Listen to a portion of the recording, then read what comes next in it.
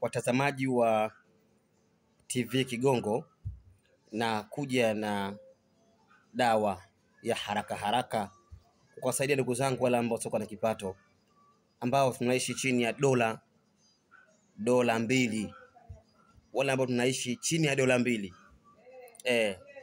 Jitahidi, vitu vizuri vinakuja. Jitahidi kusubscribe na kushare kwa ndugu na jamaa ili waweze kupata manufaa, kwa sababu atakayemjuza mwenzie kheri na yule mtu akaelimika na ile kheri, ni yeye anahesabika ameshiriki kusaidia au kufikisha lile jambo zuri liweze kufika. Ndugu zangu, nakuja na tiba ya mzazi ambaye ili aweze kuzaa kwa hali ya salama na amani, ajitahidi kupata kombe ambayo ataandika Allahu kun, Bismillahirrahmanirrahim, Allahu salli Muhammad ala Muhammadi.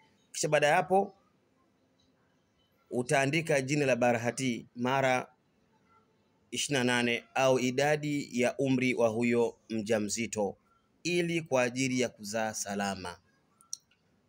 Baada ya hapo kule chini, baada ya kuandika Barahati mara 28 au idadi ya miaka ya huyo mtu ambaye unamshirikia, utaandika Suratul Fatiha mara 7 ukizungushia. Kisha utamalizia kwa kumswalia Bwana Mtume na kusema fayakun. Kisha baada ya hapo kombe hiyo utaisomea Suratul Fatiha mara 114.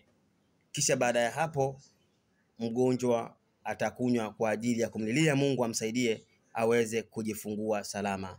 Naomba ndugu yangu, sehemu kuna upungufu ambapo kuna jambo lako unahitaji uweze kunieleza nikusaidie, basi namba yangu ni 069 288 7172.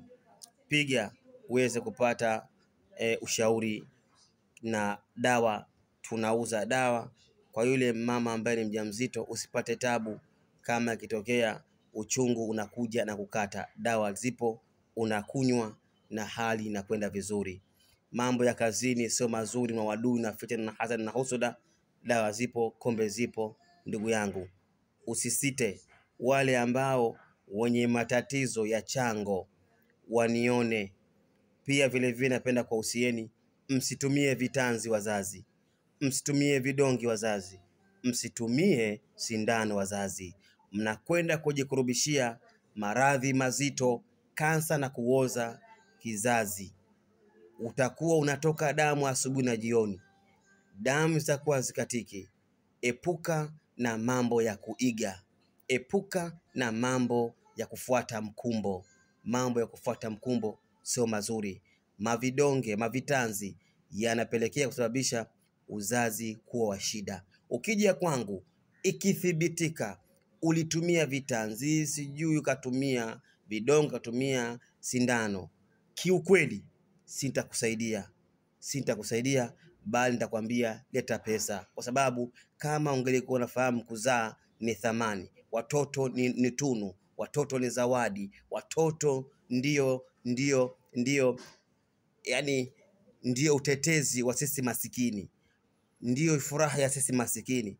Uwezo ukajidunga mafindano, mavitanzi, mara matumbo makubwa, mafuta na jaa, matokeo damu hazitoki, unakuwa unapata matatizo ya maumivu ya tumbo mara kwa mara. Usifanye hivyo. Wanaofanya hivyo, dawa zipo, mirija itasafishwa, dawa za PID zipo, kupevusha mayai, kusafisha kizazi, dawa zipo. Kwa kuwa ulifanya hivyo, gharama yake ni shilingi 300,000. Kwa wale ambao imetokea hawakufanya hivyo, mirija imeziba, thamani yake ni shilingi 60,000 tu basi. Ofa ya bure. Wahi uweze kupata dawa, upate mtoto, uweze kujivunia. Sisi ndiyo utajiri wetu watoto bwana. Acha mambo ya kuigaiga. Sisi ni wa Afrika.